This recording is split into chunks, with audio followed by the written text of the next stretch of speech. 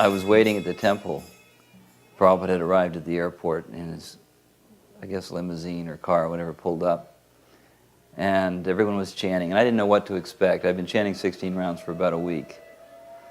And as soon as he got out of the car, I had a reaction that I'd never had before. I saw that it appeared that he was being projected from some other world.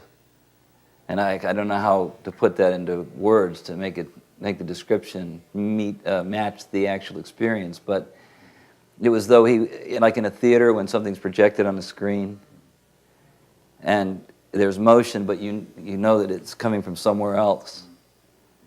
And that was his presence. It was unearthly. And immediately I could understand that this was my spiritual master, and this was an absolutely pure person. And I fell down on the ground and offered obeisances, although I'd never offered obeisances to anyone before. And just in my heart, I immediately accepted that this is who I've been looking for. So that was the first time. And then when he actually came into the temple, after he paid his obeisances to the deities, he walked down the center of the temple, and devotees on both sides, to the Vilasa, which is at the other end of the temple. And he was just glancing at everyone, just smiling, and just very like loving glances. But you know, as everyone says, I think everyone I've ever heard talk about, when Prabhupada looks at them, you just felt that he understood everything about you, and you felt completely exposed as just a foolish, person. That it seems to be a kind of almost universal experience with devotees, that they have that feeling that you had no secrets. Prabhupada could understand everything about you, essential. So that was the first time.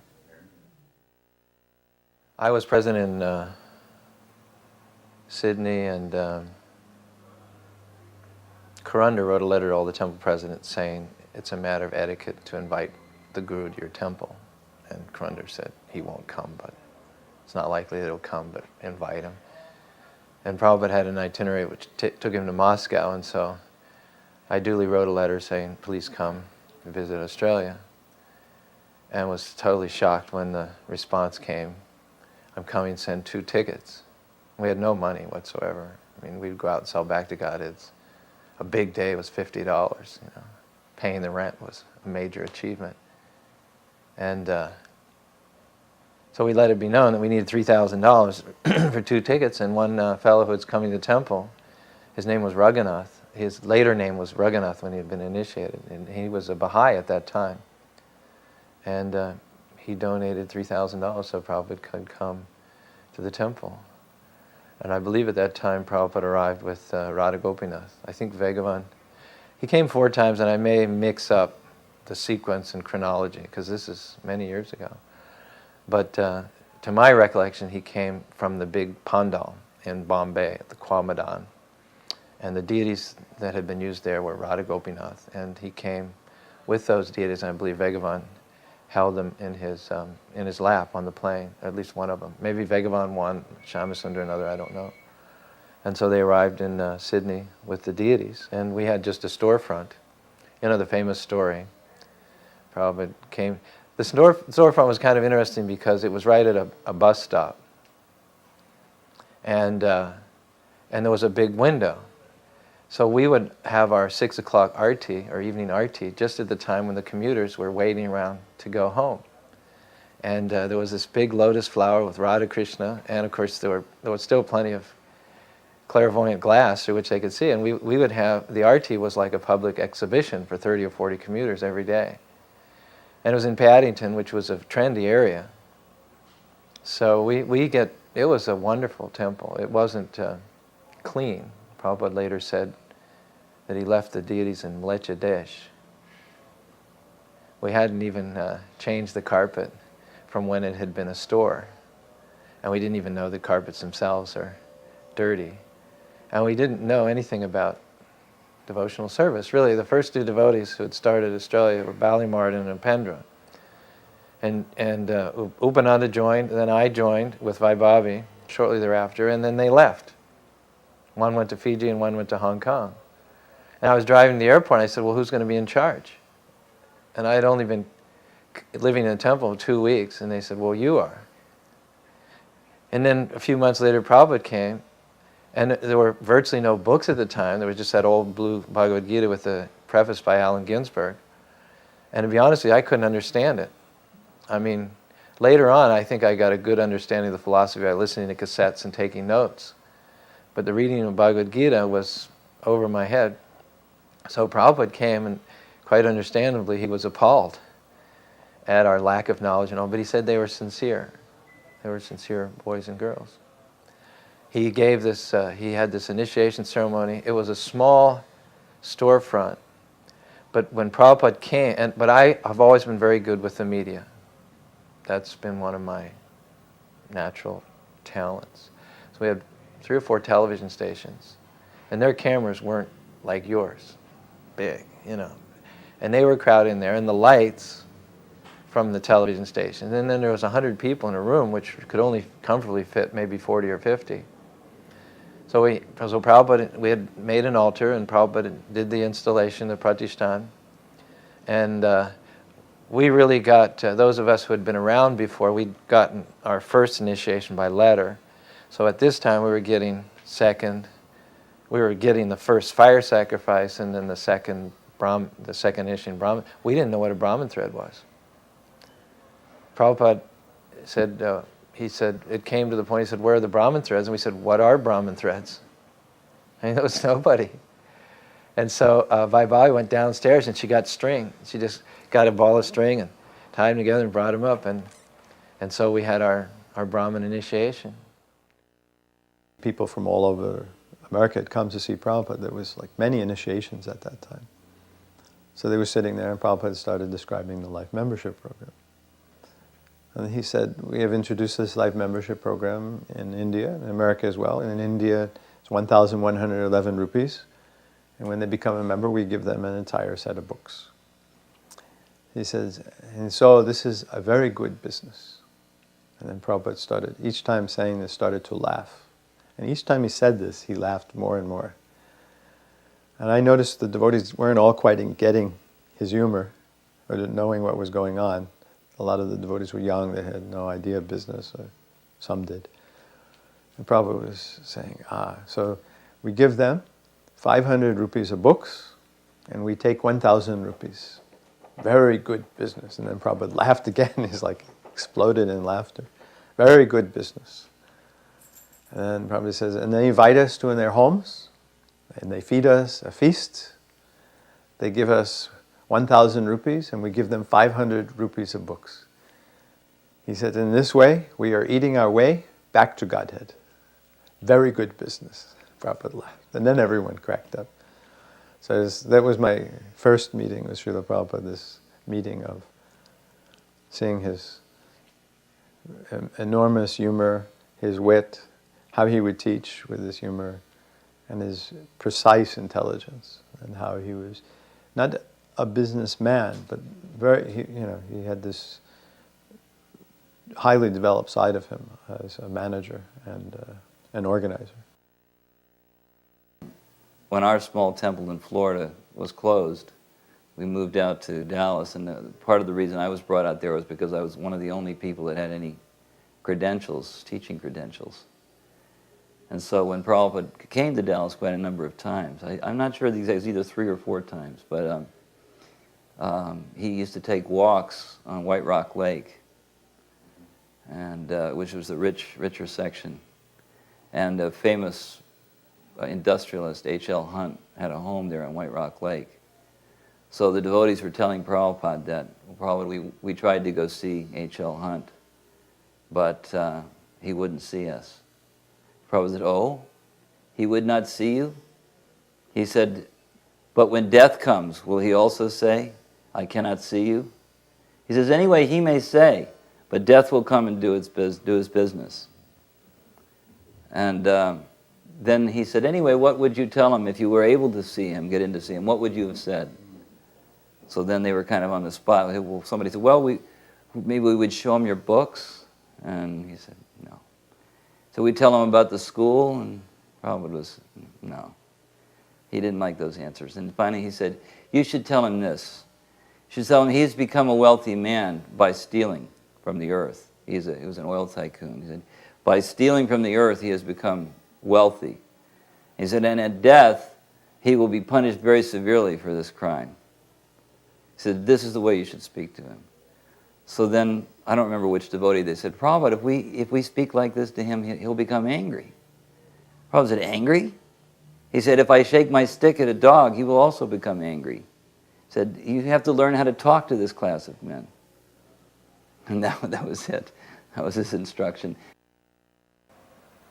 I had him booked on a number of national television shows. There were Mike Willesee, Bob Rogers. But we'd have to travel quite a distance to get to the studios. And then they'd only give Prabhupada 5 or 10 minutes, which is, I mean, that's all you give Richard Gere, for that matter. And the questions would be superficial. One time Prabhupada looked at me after an interview, and he just shook his head and he said, they do not know how to question. And I remember another time Prabhupada and I were sitting in the waiting room to go into some national TV show, and they had a little TV on in the anteroom. This is in 1971 or 70. And they had the most graphic scene of a woman being violated in the woods. I mean, it was like, I don't even think they show things like that today. And Prabhupada just, he was absolutely astounded that these kinds of things were graphically displayed on a public medium. And just he and I were in the room. Prabhupada, he looked at the whole thing. I thought he would turn away or something, but he was so incredulous. It was almost like he couldn't take his eyes away from it. He could not. And then he just turned, he was looking at it, and he turned to look at me, and he just like, the world is just going to hell like that. And he just shook his head. And he actually asked me to desist from booking him more television engagements, even though he was reaching 1 million people. They weren't asking deep enough questions, and the time was too short. And I had to call up a couple of national shows and cancel, because he would rather speak to a smaller audience but get into Krishna consciousness in depth. Now, along that theme, and I'm not sure which of those 4 visits this was, Prabhupada did go on one show called the Mike Willesee Show. Mike Willesee was a famous interviewer and host at that time, and he would always damage his guests. He was extremely cynical, acerbic, and almost no one went away from the Mike Willesee show without bleeding from several wounds. And he'd given Prabhupada a love seat, a 2-seater, and he sat, to the other side. Prabhupada had a big picture of Krishna, and Prabhupada sat down closest to Mike Willesee, and he put the picture of Krishna on the seat next to him. So Mike Willesee figures, this is like have him for breakfast. Yeah. So he said, this is your Hindu God? And Prabhupada said, he said, no, this is God. He said, do you have any, tell me whatever you'd like to about God as he's described in your scriptures. Anything you'd like to share with me about his name, fame, qualities, pastimes, feel free. Tell me what if you're saying that this is a Hindu God, then tell me about your Christian God. As much information as you'd like to share with me and the audience. And he said, he couldn't say it. He said, well, there isn't much. And Prabhupada said, well, we have all the information in our scriptures. And if you're interested, we'll show you that Krishna's not a Hindu God. He's God. He fits all the qualifications. And you have to accept him. You failed to present me with a superior description of God. I have his picture right here. You have not even a word to say. So you please accept him as God right now. Mike Willesee was completely devastated. I mean, no one had ever turned him upside down like that before. he told that story about intelligence and how his god brothers didn't want to give the credit. And so the story is about Columbus, that they said actually it was an accident that Columbus discovered America. He never intended to do it. Have you heard this story? So the other people in Spain were complaining that he shouldn't become, like royalty and glorified. That he really hadn't even intended to go there. It was actually Americus who had gone there, and this and this and this. Every way they were trying to discredit Columbus. It was brought before the Queen, and they were all there debating. So Columbus said, actually, it wasn't an accident. He says. So there was a challenge. So Columbus said, I pose a challenge. No, actually the Queen posed the challenge. He said, let it be decided, I will pose a challenge. And who can answer this challenge, they should get the credit. So she said, here is an egg. And without any extraneous devices, make the egg stand on end. So, everyone was trying to think about different ways, and somehow or other they were trying to get this egg stand on end. And Columbus was sitting there waiting for everyone to finish. So he says, now may I have my turn? And he went and boiled the egg. He tapped it on its end and stood it up. Everyone, of course, protested. But the Queen understood that Columbus was an intelligent man. And so he got the credit. So this story, of course, was told primarily by Prabhupada about his god brothers being envious of him and not wanting him to really have the credit of spreading Krishna consciousness. Like even now, people are saying, it was really Lord Chaitanya. Even, it's really audacious to say this. So impersonal. Although Prabhupada said this, whenever anything would happen, he would say it so humbly and meekly. It is all the mercy of Lord Chaitanya. It is all the kindness of my spiritual master. You are all simply the disciples of my spiritual master. Prabhupada would say that. And you'd know this person really has not one drop of false ego. But he knew who he was.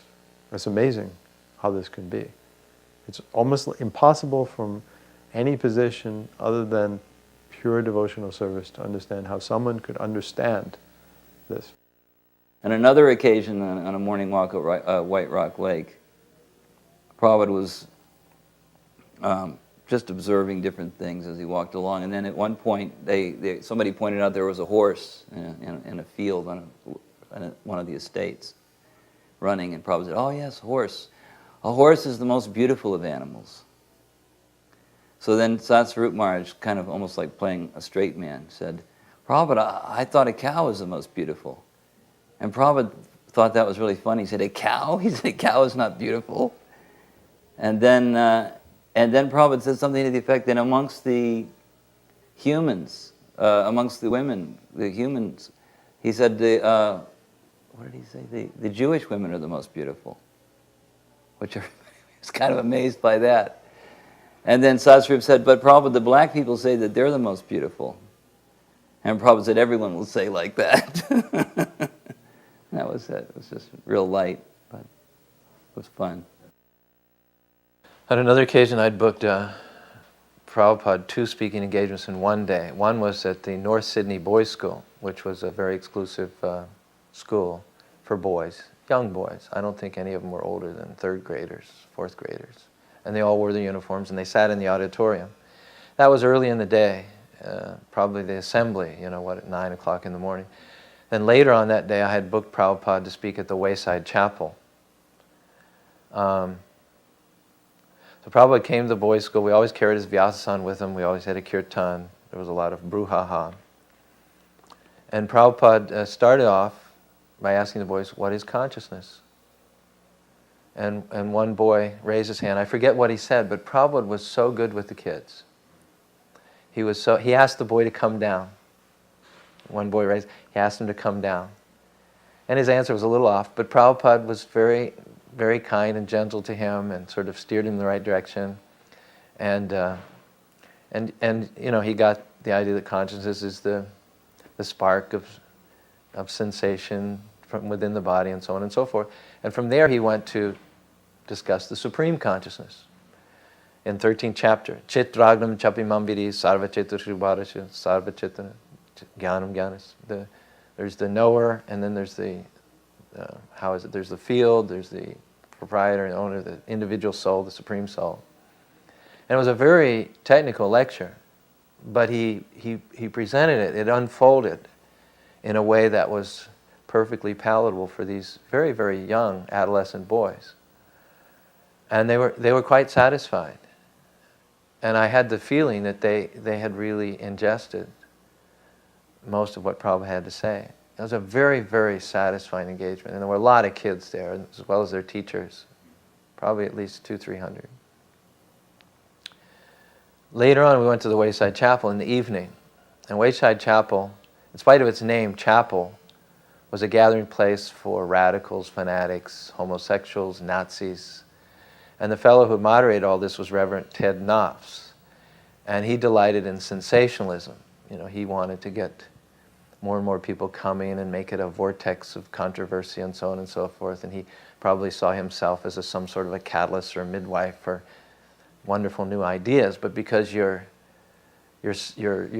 constituency was the sediment of humanity, you know, the dregs, they were all very eloquent and well-spoken, but they were morally bankrupt and politically extreme. And Prabhupada came in and he gave a very brief and a very simple lecture. He just sensed that this was not a good forum, that each one of those persons was used to getting up and haranguing, and they were all building their own persona. And they weren't interested in surrender in any way, shape, and form. And so you could see Prabhupada just made the calculation, let's make this as brief and painless as possible. And compared to what he'd talked about in the morning with these adolescent boys, he spoke much more simply, as if they were, you know, less intellectual than the boys, which, of course, according to spiritual terms, they were. I mean, materially, they were, some of them, quite eloquent and articulate. But spiritually, they were totally unqualified. So Prabhupada spoke so simply and briefly. And then he opened up for questions, and the questions were all challenging. People like that don't ask questions, they make statements, they harangue. And I remember one person said, in a very elongated way, he said, da-da-da, blah, blah, blah, blah, mumbo-jumbo, chanting, da-da-da. What's the practical good of it?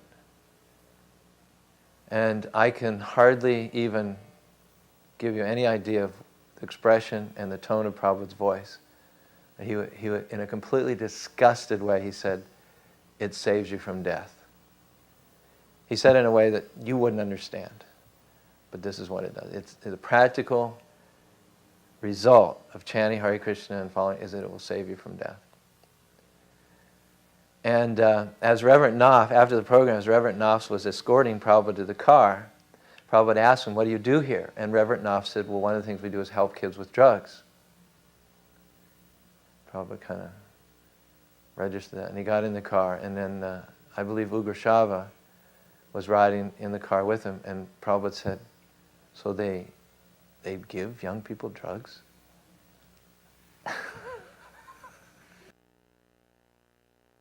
Well, at one point, he used to have meetings with all the teachers, because at that time he was trying to give us some idea how to organize a Gurukul institution. So he would discuss not just the Gurukul but other things. And at one point he was discussing the Mayavadis and Vedanta. And he said that Vedanta, he said these big Mayavadis, Ram, Krishna, Vivekananda, he said they also study Vedanta and others. He said, but they could not understand. And then he posed it to us why they cannot understand. And so, again, he liked to put us on the spot to see what we could come up with. So one of the devotees cited that verse, Nahang Prakasya Sarvasya Yogamaya Samanvit, which is actually a good answer, that because of the Yogamaya, because of the illusory potency, they're bewildered. But he wasn't satisfied with that answer. And various answers were given. And finally, Dayananda sat bolt upright and said, because they haven't got Bhaktivedanta. And Prabhupada said, here's the answer. So all of us were feeling envious that Dayananda had been able to give such a great answer that Prabhupada was pleased by. He was asked, have you ever seen Krishna? And he says, I always see Krishna in front of me. One time they asked, this boy was asking, have you ever seen, do you see God? And Prabhupada waited, because he was challenging for Prabhupada, but didn't answer. This was in public, at a pandal. And says, do you see God? And so Prabhupada hesitated a second time. Then Prabhupada said, yes. So Prabhupada understands his position. It's hard to describe, hard for us to estimate how he sees that everything is not done because of him, but when he's acting, he's the master of the art of his trade. He's the master of teaching Krishna consciousness. He knows precisely what he's doing. But he's very humble. Because he knows that somehow it's just somehow or other to him, he says somehow or other, he has the mercy of his spiritual master. He liked him. My spiritual master liked me. That's Prabhupada's acknowledgement of his powers. My spiritual master liked me. I listened to his words very carefully. He took them very seriously. So that's his acknowledgement of how, somehow or other, miraculously, he's giving this credit. Another time Prabhupada was being interviewed by two young fellows, and they were, I forget what it was for, radio, television. There wasn't a camera, and there were two of them. I forget what it was all about. But they asked Prabhupada, have you seen God? Prabhupada said, what do you think? And Prabhupada said, if you go to buy gold, shouldn't you educate yourself first? What is gold? Then if someone says it's gold, you'll know. So you ask me, see God, how will you know? Whether you need to know who God is, what are the qualifications, then you'll know whether my answer is right or wrong. So do you know who God is, and do you know who's qualified to see Him? And they said, no. Then you have to accept whatever I say, because you don't know. So for better or worse, whatever I say you have to accept. And will you do that? Yes. Then I have seen God. So powerful. On another occasion, I asked Prabhupada if I could bring a person who had been visiting us who had won the Teacher of the Year award in a nearby city. It was Fort Worth. I think he worked in Fort Worth. And he's a nice man. He and his wife had been coming pretty regularly to the temple, and I asked Prabhupada personally if I could bring them to see him. But when I went to bring them, and he gave me an appointment time, and then when I came back, on the way to his room, the teacher told me that he'd had a misfortune in his life, that he'd been driving a school bus and on Valentine's Day, and when the children got off at a certain stop, one of them, their card flew out of their hand. It went into the bus. He crawled into the bus, and he looked in both directions but didn't see anyone, and he ran over this child and killed them. So he was in distress, and he was thinking, how can I meet Prabhupada? I'm in such a state. I don't know if I can do this. And I said, well, just tell Prabhupada. And I wasn't sure that was the right thing, but anyway, as I immediately, when we got into the room, I told Prabhupada a little bit about the situation. And Prabhupada, I was just amazed by how compassionate. He asked him about a half a dozen questions, very particular questions. Did you look both ways? And he got a whole sense of what had happened. And after questioning him at some length to find out the whole story, exactly what happened, what had been the reaction of the parents, what had been the reaction of the school, then he said, you will not be, how did he put it? He said, you will not be troubled in this. It's not your fault. You didn't do anything wrong. And I don't remember the exact wording that he used, but basically he said, you will not be held to blame for this. So then this boy was completely pacified.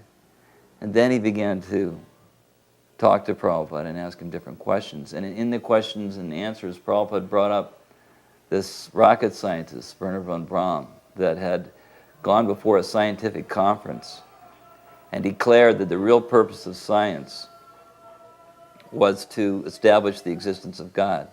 And he'd said this to apparently a whole room full of scientists. And it caused consternation. But when Prabhupada read about it, he deputed some of his disciples to go and give him books and speak to him. So I got a little excited and I said, "Oh, Prabhupada, this is so wonderful." I said, "He's such a famous person. If he becomes interested in Krishna consciousness, this will be a great boon for the movement." And Prabhupada just looked at me and said, "I'm not interested in speaking to him because he's a famous man." He said, "That's not my interest." He said, "But because he's come to the right point, therefore I'm interested in speaking to him." And we could see this, that throughout Prabhupada's preaching, if someone actually had some interest, whether they were low or high, big person or little person, he would spend sometimes hours with them, just answering their questions and being merciful to them because of their sincere interest. Another public speaking engagement I'd arranged for Prabhupada was in the Palais, which was a big hall out in St. Kilda, South Melbourne, not too far from the temple. And we always got good crowds. We'd put up posters and do good advertising. So Prabhupada gave many speaking programs in Paddington Town Hall, in Ormond Hall, he gave in Sydney Town Hall, he gave at the Palais. And they were all well attended. But the people who came and went weren't always completely happy because Prabhupada didn't fit their preconceptions. And I remember at the Palais, someone asked a long question about what Prabhupada thought of Guru Maharaj, who was very popular at the time in Australia. And Prabhupada would never criticize anyone by name.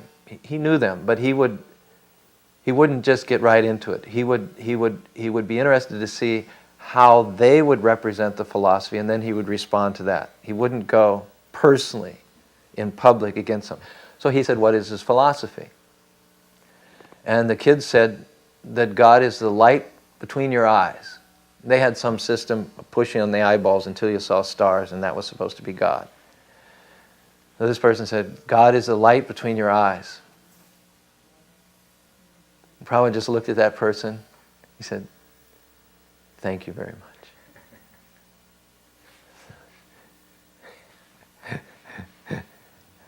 And then someone asked about love saying rampant, someone asked about Meher Baba.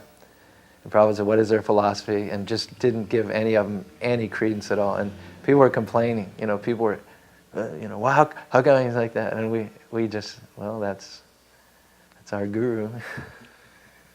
Unalloyed devotional service, nothing less. One summer, Srila Prabhupada was visiting with us, and it was very hot.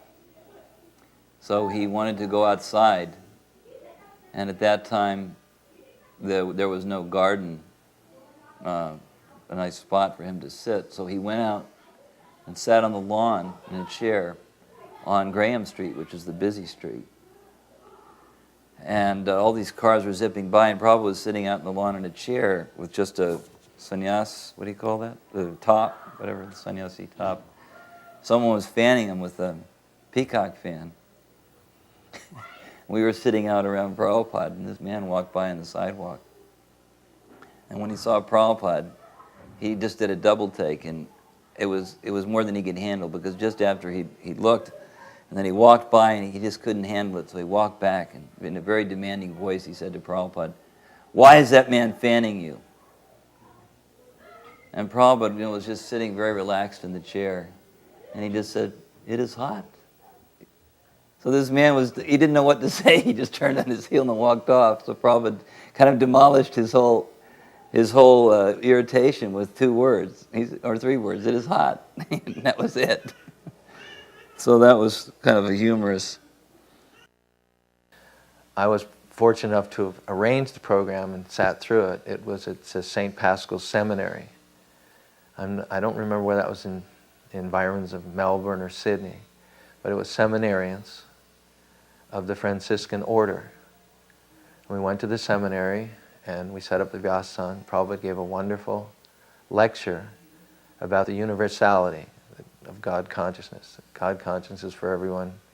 Religious person is not necessarily Christian, Hindu, Muslim, or Jew, or one who pays lip service to this or that denomination, but one who follows the laws of God. Dharmam hi shakshad bhagavat pranitam. And at the end, there was questions, and one of the seminarians asked, "What do you think of St. Francis?" And Prabhupada said, "What is his philosophy?" And he said, "Well, he talked about brother tree, sister bird." And Prabhupada, when he heard that, he said, "That is real God consciousness." And his appreciation was greater than theirs, and they were his followers. Prabhupada had never heard of St. Francis, and yet based on, a 2 or 3 sentence description of how St. Francis saw the world, Prabhupada immediately recognized that this was a kindred spirit, another guru, another spiritual master. And Prabhupada said, "That is real God consciousness." And I could see the seminarians were profoundly affected by that. And then, after the question period, Prabhupada said, "You have your name." And in ancient, whatever it was, Hebrew or whatever, the name of Christ was Christo. Christo meaning, I think, the anointed one. And we have our name for God, which is Krishna. So let's join in glorifying God. You say Christo, and we'll say Krishna. And they stood up and they started. You say Krishna, Krishna, Krishna, Krishna, Krishna, Krishna, Krishna. And they had these frocked seminarians with their collars and all young men, some of them bearded, a little older than us. We were in our early 20s. They were mostly probably mid or late 20s, early 30s. And then they had their older mentors there.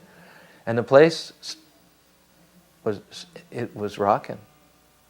And I noticed many of the seminarians had tears rolling down their faces. It was a very, very moving, completely ecumenic, non-denomination, non-sectarian glorification of God's names. Giriraj and I both were talking to Prabhupada, and Prabhupada was also speaking about the different kendras and kala mandirs, these big halls in Delhi. They were like performance halls, cultural halls. There's a lot of them in Delhi. And as we were walking, we were just passing these one hall after the other because our center was in the center of Delhi, and that's where all these halls were. And Prabhupada was saying how to organize and have programs there. And Giriraj asked Prabhupada a question. It was kind of a double conversation of how do we figure out how to spread this movement progressively. Prabhupada said, simply it takes intelligent organization. Again, a Prabhupada sutra, a mantra. Very simply it takes intelligent organization. So we can take that clue from Srila Prabhupada, that if we become serious in our hearts that we really want to see Lord Chaitanya's mission manifested,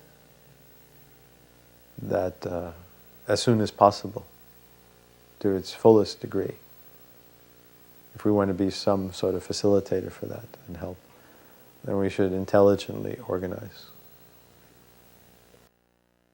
On one occasion, at this particular time, this was 1976, I think.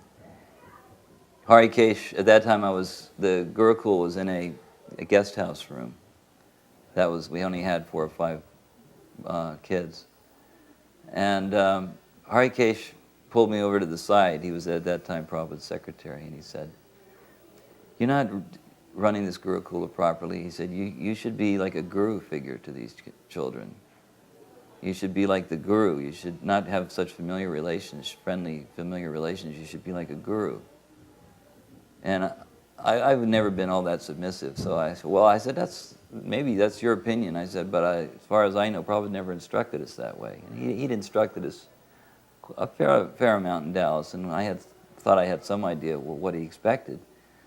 So I don't think that's But anyway, he really getting on my case, and I kind of felt this, didn't know what to think. And then I went on upstairs, and a few minutes later, somebody came pounding up the stairs, knocking at the door.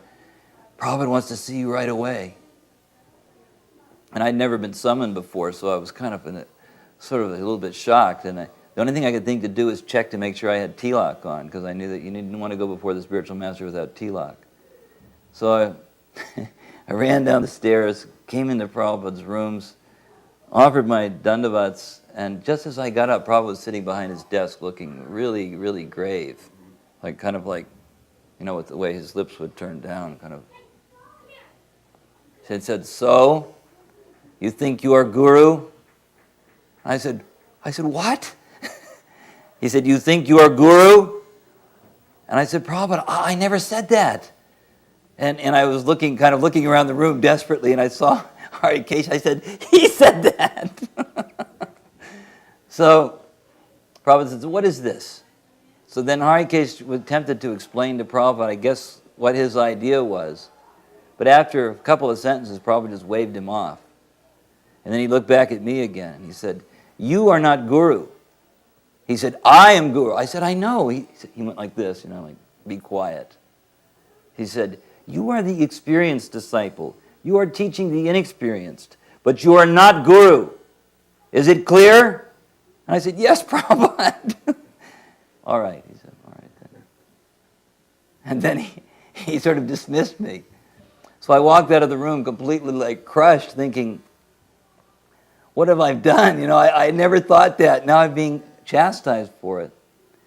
And then years later, I kind of had the realization after we went through the period of difficulty, especially just after Prabhupada left, and where a lot of people were thinking that they were guru who maybe weren't so qualified, that I never had any illusions about what my situation was, at least. And that was kind of Prabhupada's mercy, that if I had any seeds of such desire, they were crushed from that one experience.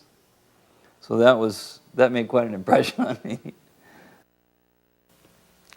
On one morning walk somewhere in Sydney, Botanical Gardens or something, I had been curious about the power, the Shakti of the Kshatriyas. And I thought that based on our philosophy, having many wives and being active in that way we're supposed to preserve our powers and maintain continence, if not celibacy, to increase spiritual and physical power. Prabhupada said at one point that Gandhi was successful in driving the British out of India because he purportedly was continent after the age of 35. And so I asked Prabhupada, how is it that the Kshatriyas were most physically powerful people in society, and yet at the same time they were dispensing their seed, profusely? Prabhupada said, system of eating. That's all he said. The devotees were talking to Prabhupada at the Kumbh Mela, and this devotee, Venkata Bhatta, told me this story, that this happened to him. He was asking Prabhupada about bathing at all these auspicious moments. He says, "Is this something that, as Vaishnavas, that we should do?" And he said, Prabhupada said, "Vaishnava?" He said, "You are trying to become Vaishnava." He said, "Vaishnava is not an ordinary thing." So in other words, that here we were just at the stage of what Bhaktivinoda Thakur calls, I think, Vaishnava Praya, which means a near Vaishnava. We're trying to approach the precincts of becoming a Vaishnava, but we're thinking, we're there, we're Vaishnavas. Is this auspicious stuff? Do we? And he also told me that probably more or less indicated that you're thinking this is not for you. He said, but you need all the help you can get. But in so many words, you need all the help you can get. So bathing in an auspicious moment, go ahead. And I remember too, and this was in a place that we'd gotten for Prabhupada in Paddington. Ugrashava was usually the one that would arrange the domiciles and the transportation. And so he'd gotten Prabhupada a place in Paddington. And the fellow came, he wanted to write a book or something about the Krishnas. And he wanted Prabhupada's permission to interview some of the disciples, see what their backgrounds were. And, try to find some keys as to why certain types of people would come. Prabhupada said, you don't need to do that. And he said, well, why? And he said, because their backgrounds are all black. He said, it doesn't matter, they were a Nobel Prize winner, or PhD, or beggar on the street. Before they became to Krishna consciousness, it was all just black. He said, so don't pay any attention to what they were before. You know that verse, one who sees a Vaishnava as a member of a particular sect or creed, a spiritual master as an ordinary man, the deity of stone, has jada matir buddhi, has hellish consciousness. And so basically what this fellow was trying to do was to say, well, this is a Vaishnava as a BA, or this is a Vaishnava who took drugs, or this was a Vaishnava who worked for the Defense Department. You know, but Prabhupada was just saying, a Vaishnava is a Vaishnava. The example is given that sometimes the sky is clear all day long with no clouds. And so you get to 4 or 5 o'clock in the afternoon, you have a cloudless sky. On other days, you had clouds in the morning, but they dissipated. So you come to the same point in time, 5 o'clock, and it's a cloudless sky. So what difference does it make whether there had been clouds earlier in the day or whether there weren't clouds in the day? The point is, you've got a cloudless sky. So Prabhupada said, just see them as Vaishnavas, that's all. Don't see them in terms of where they came from, and or make relative determinations that this one was good and this one was bad. He said it was all bad. It was all black, whatever it was, all black. And now it's all white. Well, Prabhupada used to sometimes come out and sit under the tamal tree in the courtyard. And he would sit under the tree and we would perform kirtan or bhajan. And it was kind of like an honor to be able to chant, you know, just for Prabhupada's pleasure. So this one devotee, maybe I shouldn't mention names, but anyway, this one devotee who was very flamboyant, he used to have his dhotis and his very elaborate style with his, every mark of tilak was absolutely perfect, and he wore silk, and he was just like a, you know, obviously very caught up, and he considered himself to be a very expert kirtaniya. And so he began to chant in this kind of very showy way. And Prabhupada listened to it for a few seconds, and then he just waved him off, and he pointed to one of the Gurukula boys. Now the boy that he pointed to could not sing. I mean, he had a voice like a strangled frog. I mean, it was the worst voice you could imagine. And he didn't have much of a clue how to play mridanga either. But Prabhupada asked him to chant. So this boy began wailing away on the mridanga, and as he was singing, his face went bright red, and you could see total sincerity in the effort, but the sound was atrocious. And Prabhupada was sitting there smiling and nodding his head and tapping his finger, and he was obviously enjoying it. And this other devotee got so upset, he actually got up and left. He couldn't handle it. But Prabhupada was appreciating that this boy is chanting completely from his heart, and this other chanting is kind of a show. So he didn't have much appreciation for show bottle. On different occasions, I've been in the room with Prabhupada, and Prabhupada talked about change. In general, he says that is your whole disease, that you want to change everything. He talked about how they changed things in Los Angeles, how they had taken down the glass windows, and he didn't want that. And Prabhupada would constantly give instructions, and devotees would change them. At the same time, there were things that Prabhupada wanted changed. So it's a matter of understanding more completely that he did ask people, say, as the editors, to change his words. One that kept coming up quite a few times, and it took him a long time to change it, in the Gita, for instance, was that they kept on, instead of Krishi Gorakshika Vanajam, they had Harigriva had put it, Prabhupada once joked, Bhagavad Gita as it is not. That Harigriva had compiled Bhagavad Gita as it is not. So there were many mistakes in the revised edition that needed correcting. The one was the cattle raising. And Prabhupada, sometimes he'd get angry about it because it would annoy him that they would use such a term. He says, I've said before, cow protection, why have you not changed it? So there were things that he would instruct and change. and you weren't supposed to change that. And he also gave instructions on who should change it and review things. But in general, it was the overall disease. So one shouldn't take that and abuse it in terms of those who were authorized to make changes, and those who were even authorized, they should make it appropriate. But overall, it's better safe than sorry.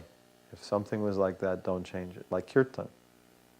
Although I was not present for this particular incident, I was present for those other incidents in kirtans.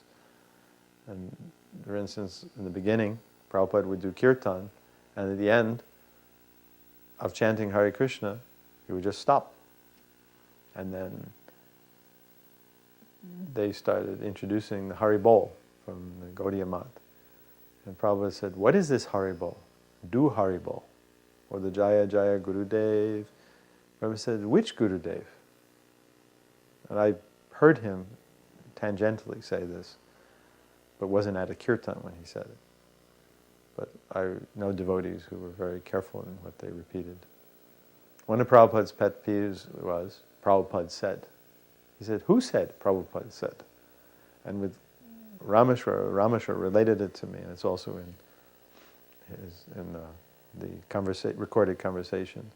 Prabhupada says, that is your problem. You're always saying, Prabhupada said, stop this.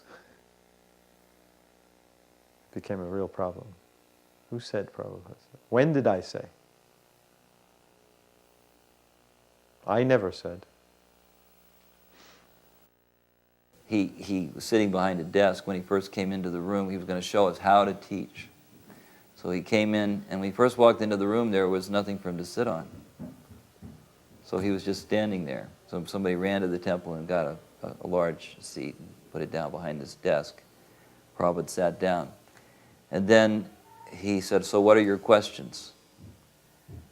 So then people began to ask questions, but some of the questions were coming from a position just to the side, almost behind Prabhupada. He said, no. You come to the front, then you ask. So he made them come from where they were sitting, got them to come up and sit in front of him to ask the question. Later on, I read in Manu that this is the etiquette, that when you sit before the spiritual master or the guru, you must sit never to the side or to the back of him, but always come and sit in the front and humbly put your questions. So this has been a long time ago, so I can't remember many of the specific questions, but I remember at one point he asked for some sticks, and he held up 2 sticks, and he said, all right, he said, this one is for the students if they misbehave. And he went like that, so people were stretching their hands out, and he said, and the other one is for the teachers if they misbehave. So of course that instruction wasn't very well understood, unfortunately. I was on one morning walk with Prabhupada where he was told that 2 ladies, Swati and Shasti, I think they might have been in Oregon. Shasti and Swati. Yeah. They had observed Ekadasi for a year, every day. Only eating fruits, not eating grains for a year. Prabhupada said, that is very good. He said, grains are for animals. Then a month later, I was on another morning walk with Prabhupada, and I don't know where the first one was, but the second one was in Vrindavan.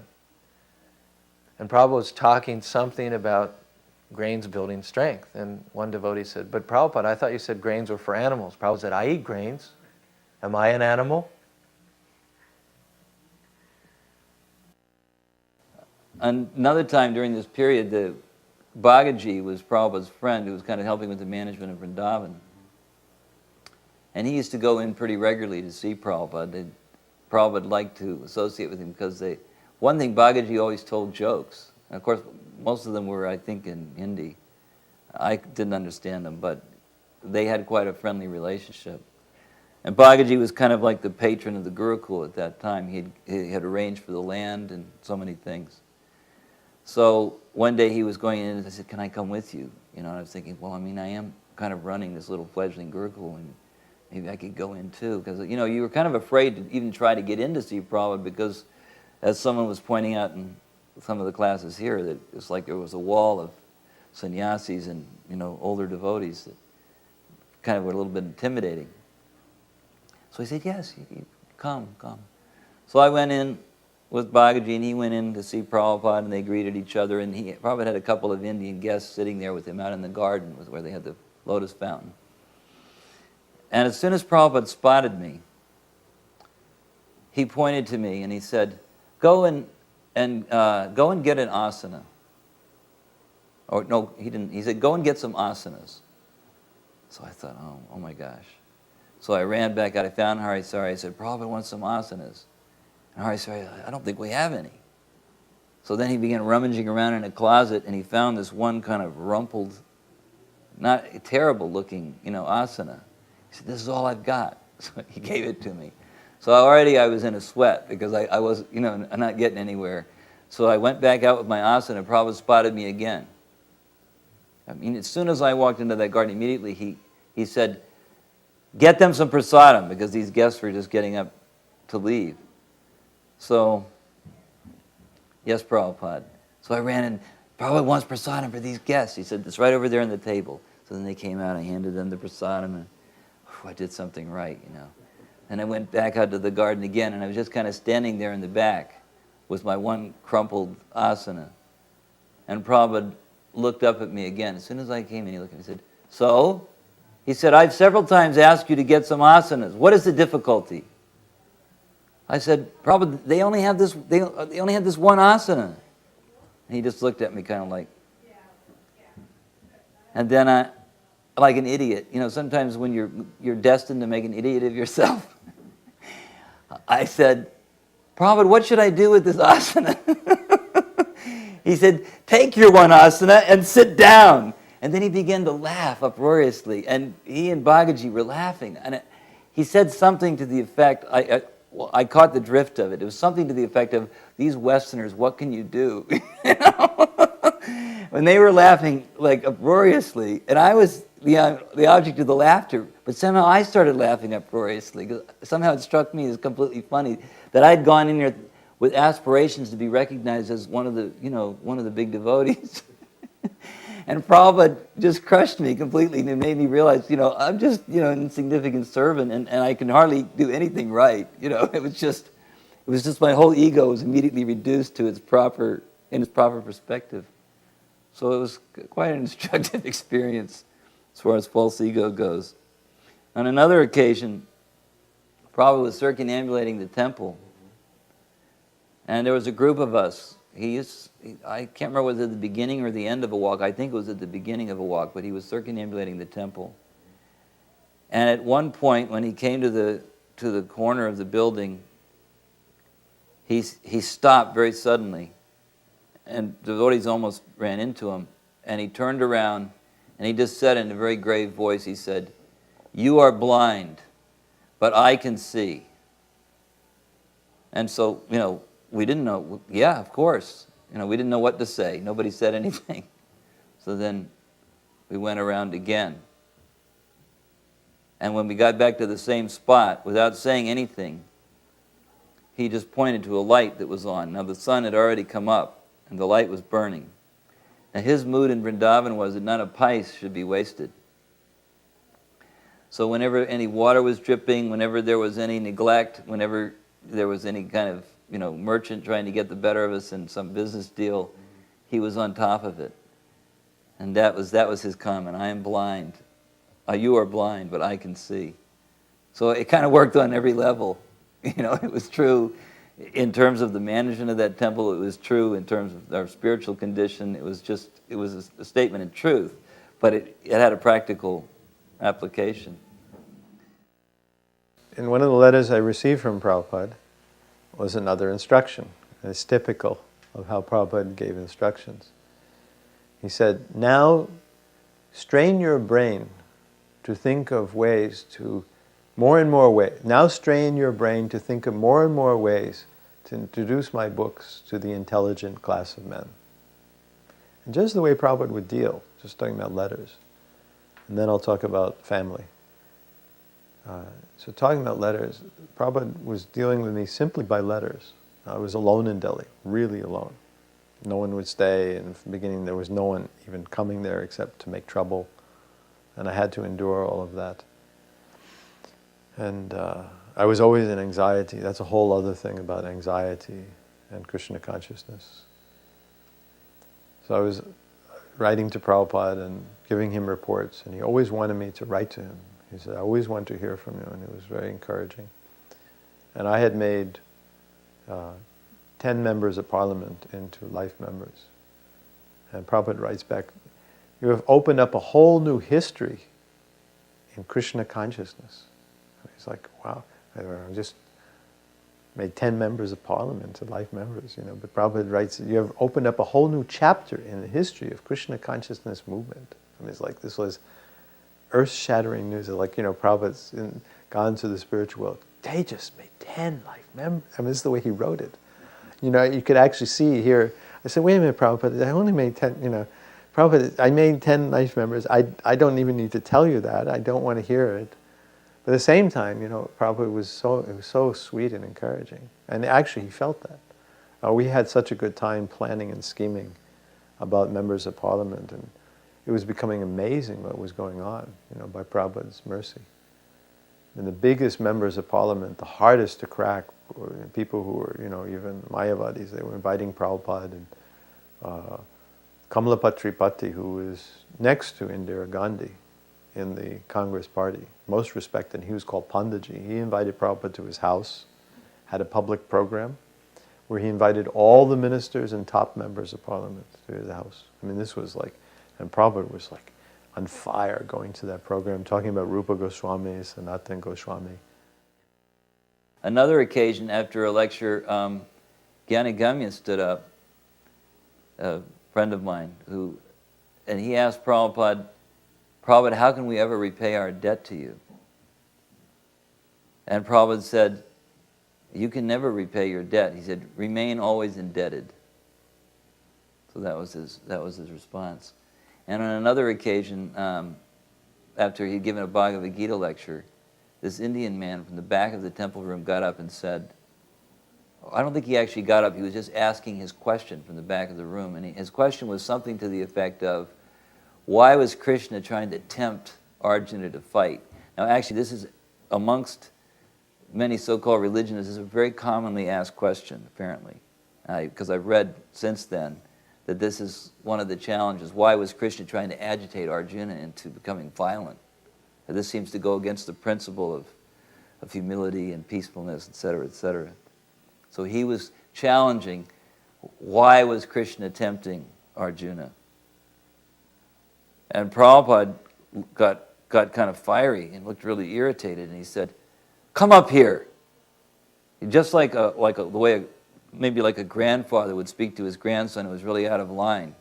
Come up here, he said. And he motioned that this person should get up. And this person, as they came up towards the front to sit, just like kind of like in the classroom, to sit just in front of Prabhupada, he put him in the position of a student. And he said, now repeat your question. So by this time, the man was already quite diminished in his challenging attitude. And he kind of stammered it out again. And then Prabhupada began to roar at him. And he said, I can't remember, I wish I could remember the exact words, but it was something to the effect of, do you think that Krishna, the Supreme Being who is all compassionate, would try to get Arjuna to do something that was against religious principles?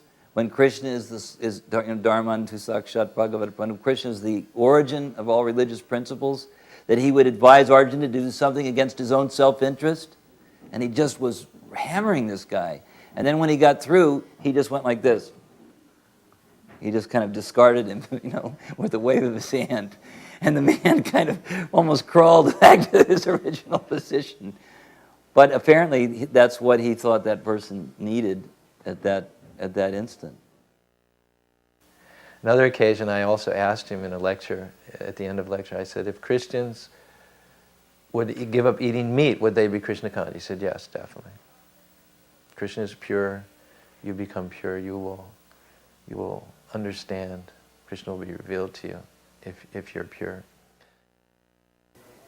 On one occasion, Prabhupada was asked, after he gave a lecture, I'm trying to remember the question. It went something to the effect of, what is it like to be always in touch with God? In other words, what is it like to be situated in God consciousness? So Prabhupada kind of pondered the question for a few seconds. And then he just answered, he said, without fear. And then he just smiled, like one of these gargantuan smiles. And without trying to hyperbolize the situation, I started grinning like an idiot, and I felt ecstasy. And the hairs on my arms were standing up on end, and I was feeling really emotional, and I thought, boy, I don't want to make an idiot out of myself, you know. But I looked around the room, and everybody else was in the same kind of state. This sort of wave of ecstatic feeling went through the room. And for that moment, nobody had any fear. It was, I can't prove that, what's the word, scientifically, but it was like there was a moment where everybody had symptoms of ecstasy. And then later on I read in Chaitanya Shikshamrita that when someone's on the Uttama Adhikari platform, by their association, you can experience symptoms of bhava. Just briefly, by their grace, by their association. So that it was like a moment of ecstasy for everyone where they felt no fear. So then I wrote another letter to Prabhupada that it was really an anxiety. Something else had happened, someone else came, and that didn't help it. And you know, the people who I asked to help abandoned me. The people would stay there 3 weeks, and then they'd run away, so I would train someone, and it was very disheartening. My wife would argue and run away. So I wrote another letter, and then Prabhupada's reply was about that. He said, actually, we are not after making members, we're not after collections, we're not after selling these books, we're not after any of these things. These are just different ways to engage the devotees in service to Krishna and thus become Krishna conscious. He says, so you need not worry. Do not be in anxiety. But 2 weeks later, I get a letter from Srila Prabhupada increasing my responsibilities by 5-fold, where he told me make members of parliament and this and this. So it's hard to understand that relationship. And then things kept on getting more and more anxious. There were so many responsibilities. I had been out 45 days without making a member. So I was in a lot of anxiety, and Prabhupada came. And I was thinking about this. Why am I in anxiety? And I was trying to follow Prabhupada's instructions of being detached, just thinking I'm a servant of Krishna. That whatever I get, Krishna comes. But every day I'd still be faced with the reality that there were devotees in Vrindavan, and if I didn't send money, they'd starve. And there were devotees in Delhi, and I had to take care of them. And you know, Prabhupada put me under very stringent controls. I had to give 50% of life membership to BBT and 50% to construction. You don't have to be more than in second grade. You know, 100 minus 50 is 50, and 50 minus 50 is 0. So I had a sum of 0 for maintenance. And I was the maintainer, the little maintainer of Vrindavan and Delhi. So I had no way, in terms of ordinary way, of getting maintenance. So it was quite an anxious thing. And there were always problems and more things to do. And no prasadam. Everyone ate my prasadam. I was sick, and people went against me, and there were revolutions. So it was a lot of anxiety. You know? So I went to Srila Prabhupada. He was taking his massage, which he would do every afternoon, very leisurely. Despite that he had so many things to do. He was very leisurely about everything he did. So I went to him, and I was just sitting there for a while. It took an hour for his massage, and I sat there for a while. So I told Srila Prabhupada, in my mind, I have a worry about something. I'm worried that I'm not progressing in my spiritual life correctly. Because it says in Bhagavad Gita, Brahma Bhuta Prasanatma na sochati na kankshati.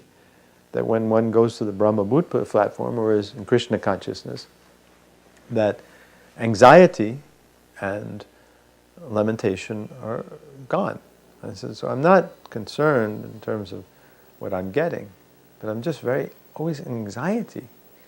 And I'm concerned that I'm making an error in my spiritual life, and that's causing the anxiety. So, Srila Prabhupada, please correct me. This was Prabhupada's reply. It's so amazing.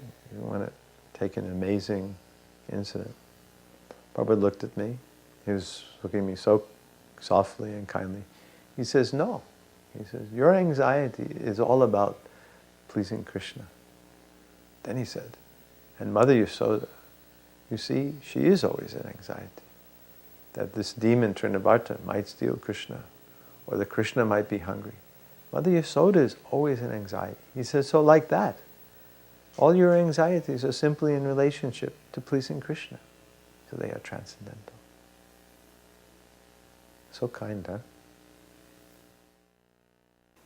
This was in Vrindavan. The Gurukul building was under construction. I probably would like to go over there every couple of days to see how it was progressing. So they went to the back of the building where all the workers were out there in the early morning, and he had a whole contingent of sannyasis and senior devotees with him. And they were looking out the back windows there at the workers, and they were out there, some of them were bathing under there was a pipe with water gushing out, and they were bathing, and some of them were on fires, were making chapatis, some of them were brushing their teeth with neem twigs, they were chanting, they were Brijbasis, a lot of them, so they were chanting songs about Krishna. And Prabhupada was just watching this whole scene and appreciating it. And finally he turned around and he said, just see. He said, they will rise early in the morning, they will work all day long, for what? He said, somebody said 3 rupees. For a few rupees, he said, they will work all day long in the hot sun. They will take bath, they will chant some mantra. He said, they will live in this simple way. He said, and then he was just kind of really appreciating how the simplicity of their life and how sincere and innocent they were. And then Hansaduta Maharaj said, Prabhupada, we should learn to live like this. And Prabhupada just began to laugh and he said, you will never learn. You will never learn. Prabhupada came, he sat on the Vyasasan, and the first question, right, bang, was, the reporter asked, so what's going to happen to the movement after you die? And before the words were even out of his mouth, he hadn't even finished his sentence, Prabhupada said, I will never die. Long pause. I will live forever in my books. I remember also Prabhupada going back to Australia. When Prabhupada would arrive, I would always make sure all the press knew about it, and they were quite responsive. They would show up at the airport and follow him to the temple. It was always a media event when Prabhupada arrived. And one occasion Prabhupada arrived and the reporter spent quite a bit of time with him. He was a reporter for the Melbourne Age, which is the largest daily newspaper in Melbourne. And Prabhupada would always, he would treat them as individuals. He wasn't giving a media package, something slick for reproduction in the papers.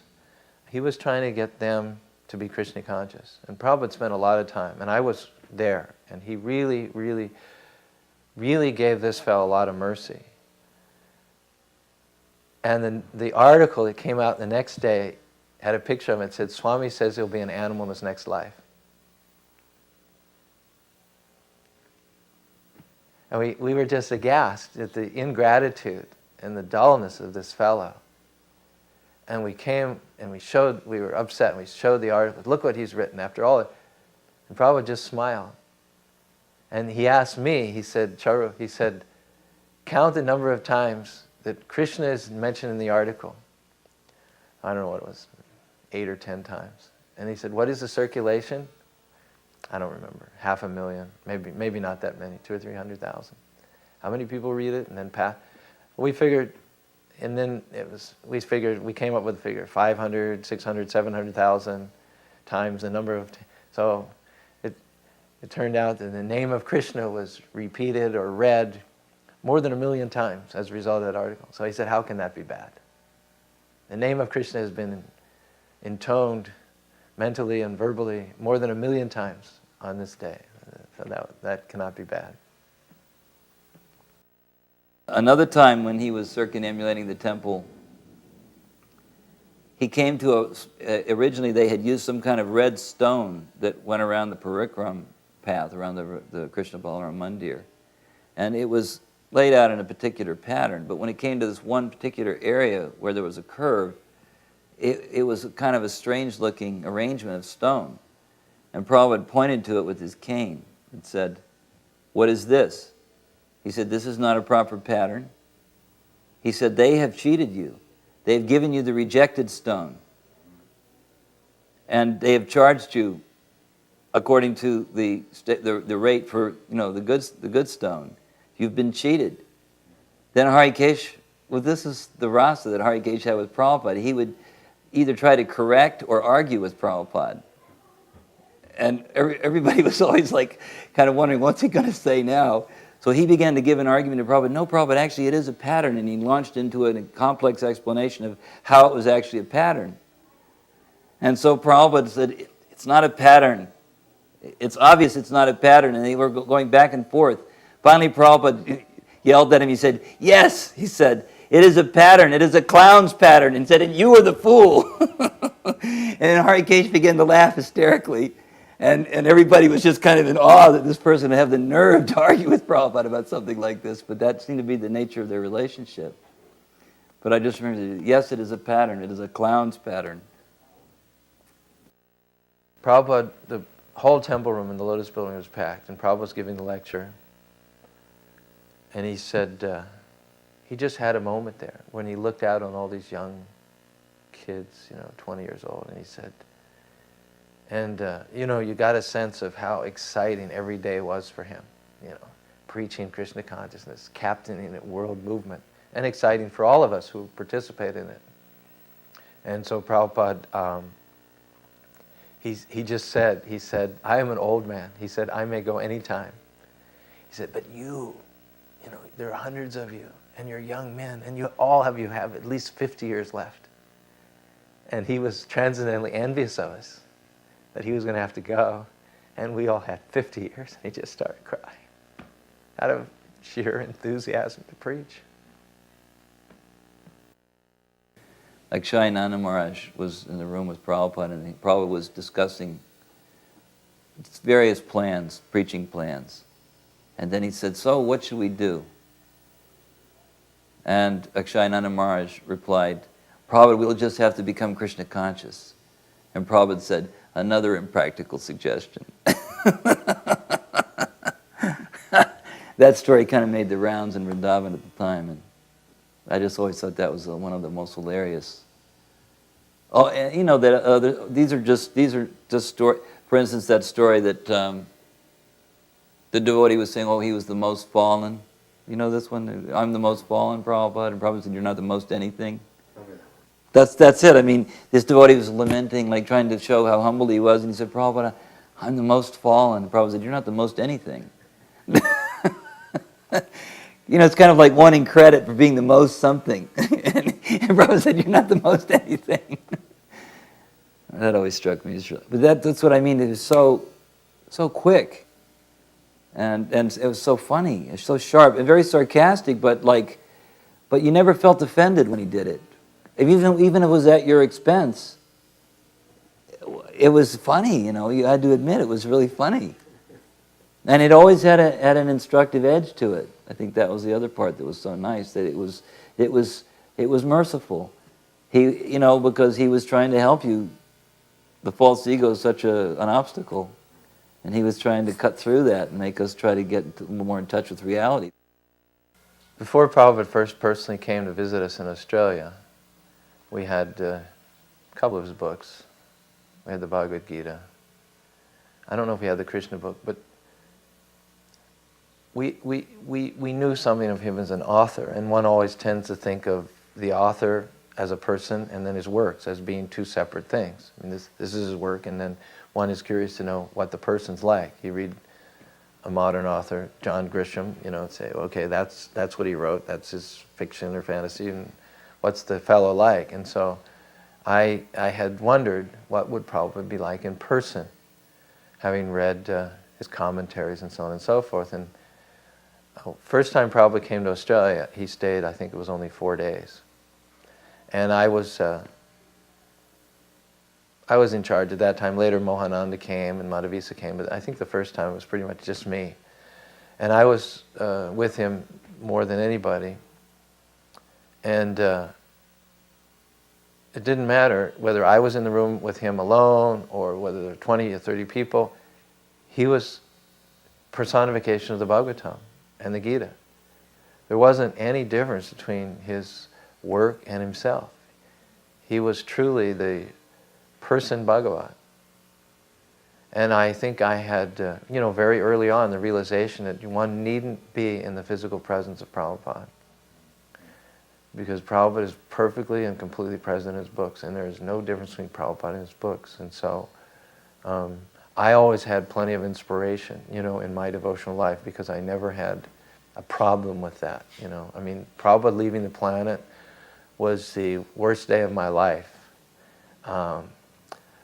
But still, everything was still there. Everything was still there. The books, the senior devotees, our international society, our vision, our goal, our inspiration. And to this day, I haven't faltered for any lack of inspiration.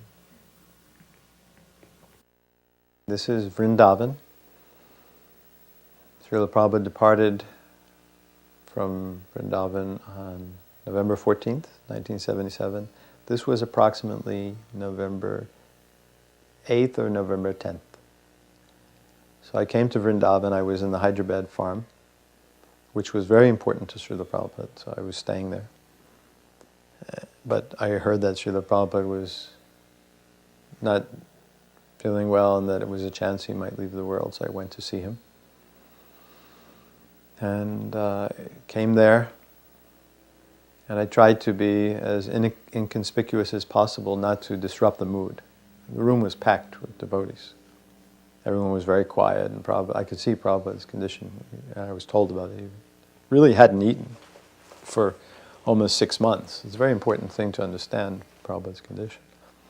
He was lying in bed, emaciated, weighing maybe 70 pounds, if that much, drinking 1 spoon, 2 spoons of water, maybe eating a little bit. And as I was sitting there in the back, just listening to what was going on, and there was some kirtan. Kirtananda had come in and was offering Srila Prabhupada some strawberries, probably from New Vrindavan. So Srila Prabhupada asked, when Kirtananda offered him the strawberry, he says, "What is the value of strawberries?" And everyone was silent. And no one knew what to say. So then several devotees kept on poking me. I'm kind of known as the walking encyclopedia. I like to study things.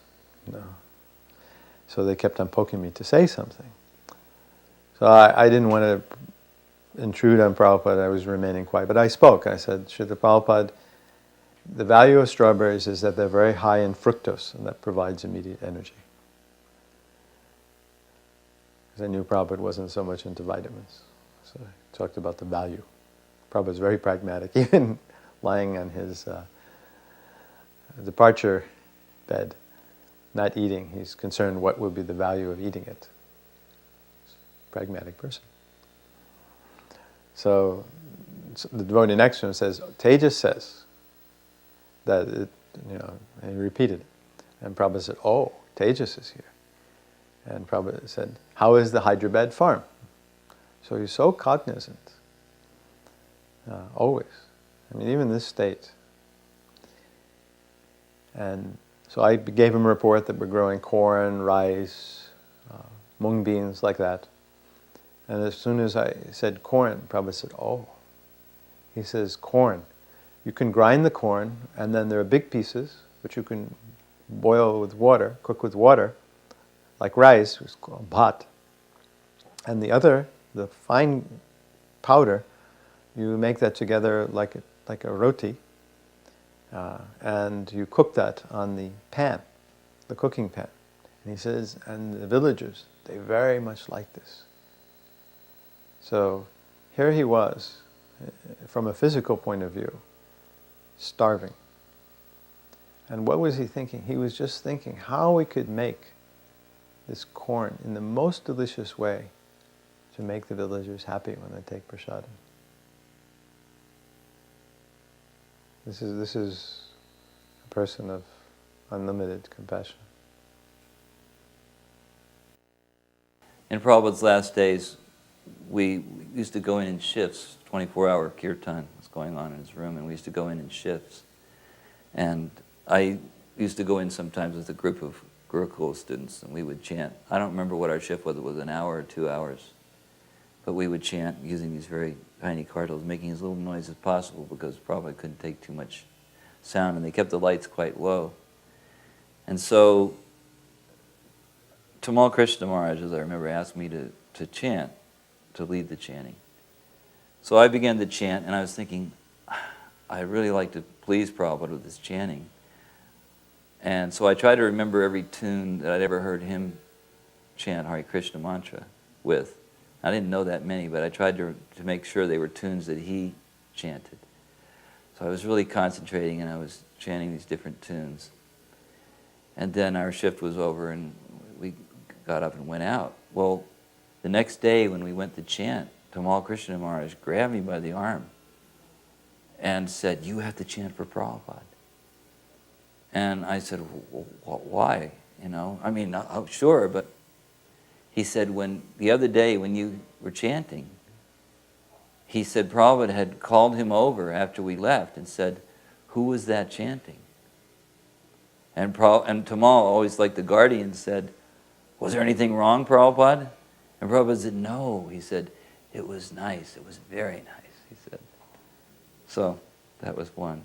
And then on another occasion, a Yodhapati, who is now P.B. Govinda Maharaj, I don't know his sannyas name, anyway, his name at that time was a Yodhapati, and I were in Prabhupada's room, and they asked us if we would like to help with massage Prabhupada. And so people were massaging somebody was massaging the head, some people were massaging the arms, legs, and Yodhapati and I each had one foot. And so we were massaging Prabhupada's feet. And I was feeling like I've always wanted to get the dust from Prabhupada's feet. And I never had the opportunity, and we were always worried about doing it anyway because, you know, it was a little bit discouraged. And so we each had one foot.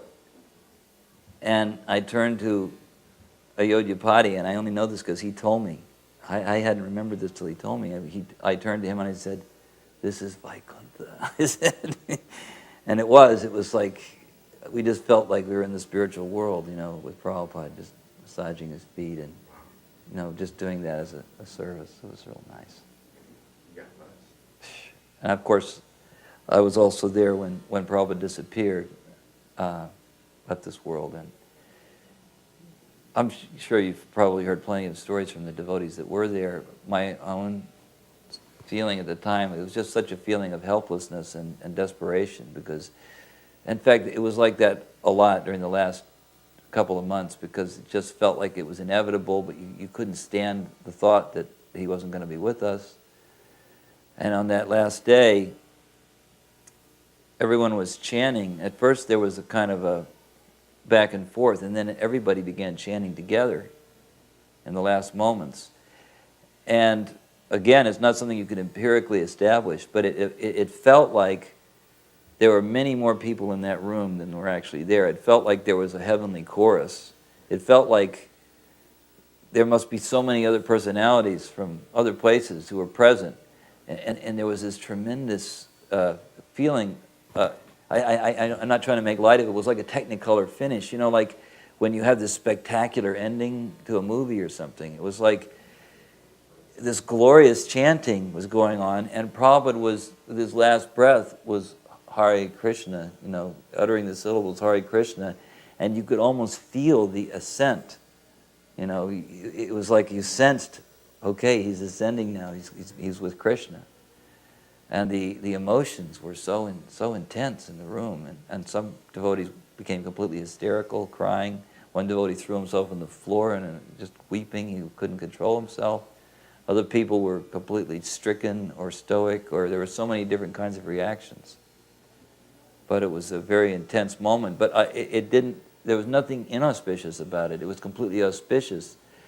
Sometimes they describe the sentiments of the gopis as being simultaneous nectar and poison. It was kind of like that. It was ecstatic because you knew that Prabhupada had perfectly executed the mission of human life and was back to Godhead. And but for us, it was loss, irretrievable and irreplaceable loss. So it was a very difficult period.